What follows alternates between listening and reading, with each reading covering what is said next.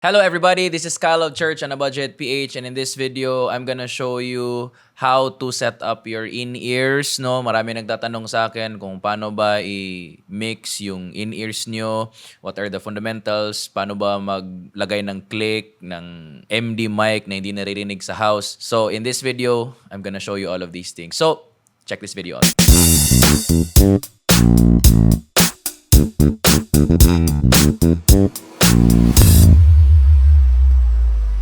If you are new to this channel, please go ahead and lay your hands on that subscribe button so that you won't miss any video that I'll be posting soon. And please click that like button below pag may nakuha kang value sa video na ito. So, in this video, I'm gonna show you the UI 24R na demo mixer. So, this is how it looks like right there. You can just see this website nila, that's soundcraft.com/UI24R software demo mixer and all of that. So basically wala tong tunog. Ito gagamitin natin para lang mapakita ko sa inyo kung paano gagawin ito. So nakikita niyo yung lahat ng channels. It's kick, snare, tom 1, 2, overheads, left and right. Naka stereo link sila. Bass, guitar 1, guitar 2, keyboards, and then my Vox 1, 2, 3, MD mic, and then click. Oh, may media pa pala. Yan. Yan yung basic na setup natin. So number 1, you have to make sure na lahat ng instruments mo, lahat ng inputs mo is naka-line in. So if you don't know how to line in yet, please check this video right here, kasi nandito yung yung video na ginawa ko kung paano mag-line in, basics nun. But make sure na lahat naka-line in, pati yung MD tsaka click. Okay? Naka-plug siya sa mixer nyo. Kasi yung mixer natin, the reason why maraming outputs yung nire-recommend ko para mas marami kayong in-ears na ma-set up sa church ninyo.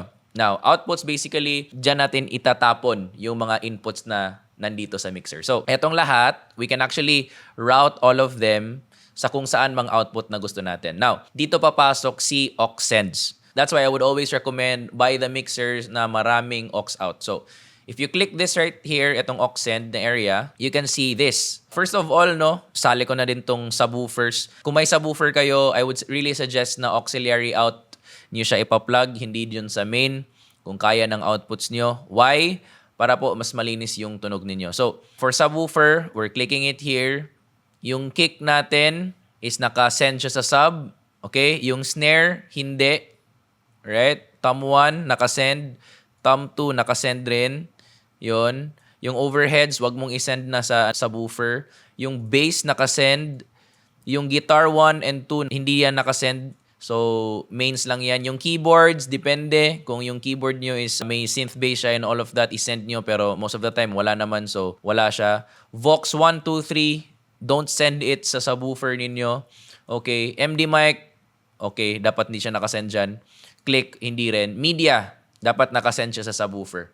Yun. Now, the thing here is, very important to. Nakikita nyo itong pre, okay? Dapat naka-post yan. Post fader. Okay? Etong lahat na sinisend mo sa subwoofer is dapat naka-post fade. Now, the reason why naka-post fade siya is so that pag pumunta ka dito sa main mix, hininaan mo yung kick dito, kunwari lang, hininaan mo siya dito, automatic din siya na mag-a-adjust dito. Meaning may relative na adjustment yung subwoofer mo.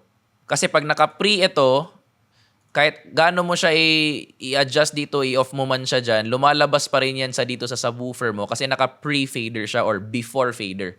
So, pag pinost mo yan, meaning na-affect siya or now it becomes dependent sa fader ng main mix mo. Okay? So, yan yung setting na gagawin natin sa subwoofer. Now, that is that kasi subwoofer siya. But for in-ears, dapat naka-pre. Even yung floor. Okay? Naka-pre siya. So, for example, yung floor, lagyan mo siya ng maybe guitar, 1, 2, keyboards, a little bit of bass, Vox, ganun. Lagyan mo siya. Okay, yan. I think that's it. Please po, huwag tayong maglagay ng MD sa floor. Maririnig yan. At saka click. Please, okay? Maybe media. Yan, lagay natin dyan. Kick and snare. Yan, konti. Something like that. Now, for instruments na tayo, individual instruments. When you are mixing individual in-ears, eto yung gagawin nyo. First is turn off the main volume. Now, counterintuitive, no? Nag-mix tayo pero tini-turn off natin siya. Okay, here's the reason why. You have to make sure na naka-unity gain muna yung lahat ng inputs ng may-ari ng IEM na to. For example, drums. I'm gonna make sure na yung kick, snare, yung toms, tsaka yung overheads naka-mix dyan. Maybe a little bit lang sa toms. Hindi ko masyado yan, sasagad dyan. Yan, overheads yan. Meaning, yung may-ari muna, i-on mo siya. And then, yung main na aux out, unti-unti mo siyang iaangat hanggang sa sabihin ng instrumentalist mo, okay na ako dyan sa level na yan. Game na ako. So, you can actually do this dito sa aux out or sa mismong headphone amplifier. Now, for me, I would do this. The ideal is, eto siya is naka-unity tapos sa headphone amplifier. Pero kung wala kayong avenue na ganon, then you can just adjust it here. For example, yung pre-Sonos namin ngayon, amplified na yung aux outs niya, meaning sobrang lakas ng signal niya na out. So, dito na kami nag-a-adjust. Wala na kaming headphone amplifier. But sa inyo, you can do it either sa headphone amplifier or dito sa aux out na level. Yan. So, again, unti-unti mo siyang iangat hanggang sa sabihin niya na, okay na ako dyan.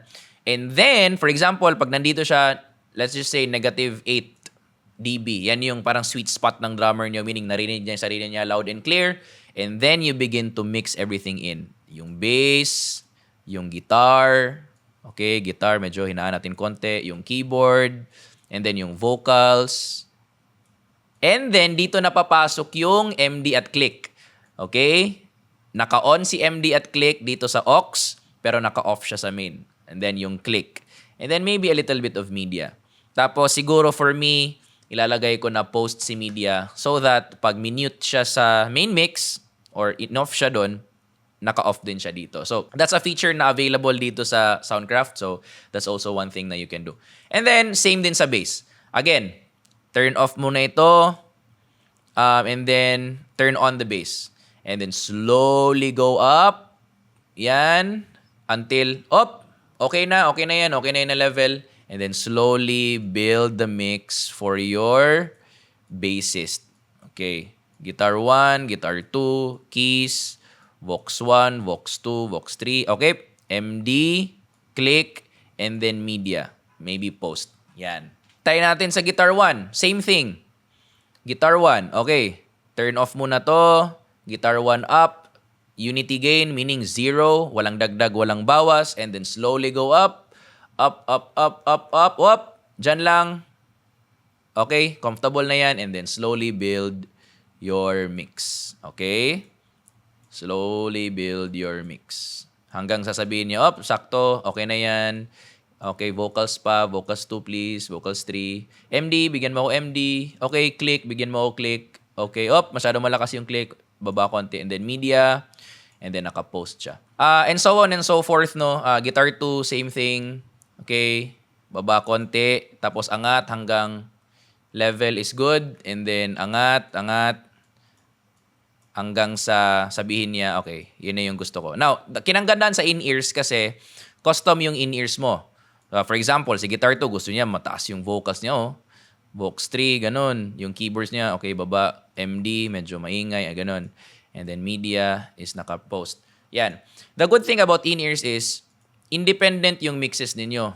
So, wala kayong pakialaman ng trip. Kung gusto ko mas malakas yung vocals, edi ikaw, mas malakas vocals mo. Pero kung gusto ko na mas malakas yung bass or mahina lang yung keyboards, ganun, wala talagang limit sa pwede mong gawin. Although there is a standard in building a good monitor mix, meaning you can hear everything. Okay, hindi mo lang binababa yung drummer kasi ayaw mo sa kanya, masama ugali niya. But the thing is, pwede mong i-mix yung sarili mong in-ears kasi ikaw naman din yung nakikinig sa sarili mong in-ears. Just be careful though not to bust your ears kasi sobrang lakas mong magpatunog.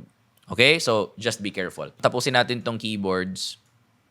Okay, baba, angat, and then angat itong main, and then slowly build your mix until you like it.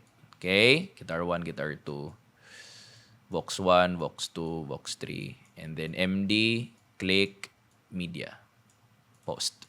Okay. Now, here's a strategy sa UI ng mga users or even hindi UI users para mas mabilis yung buhay ninyo. For example, yung Vox. Kasi yung Vox naman, same lang naman yung gusto nilang marinig. They wanna hear everything pero mas malakas silang yung vocals. So, you can actually copy mixes. So, for example, I'm gonna build a vocals na mix. Let's just say, ganito yung mix niya. Yung kick, snare, tom, and then overheads ganyan, yung bass dito, yung guitars dyan, guitar 2. And then keys here, and then MD nandito, and then click nandito, and then media nandito, naka-post. Okay, so let's just say this is Vox 1 na mix. If you wanna build a mix sa Vox 2 na mabilis, punta ka dito, and then you just click copy mix, okay? And then click aux 8 kasi itong aux 8 yung Vox 1. Boom. When you click that, yun, automatic siya na kinopy niya yung Vox 1 na IEM mix, pero babaan mo lang tong Vox 1 and then angat mo tong Vox 2. And then, etong main na aux out na level, okay, doon na lang sa comfortable niya na setting. Same din sa Vox 3. Copy mix, Vox 2, itong aux 9, copy ko yan, yun. And then automatic siya na i-mix niya. And then, baba mo to, angat mo yung Vox 3. And then, eto, main level. So, that's how simple it is to mix in-ears. Hindi kailangan na mahirap, hindi kailangan complicated. Basically, in-ears is just grabbing all of your inputs, tapos isi-send mo sa outputs mo. Okay? That's how you do it.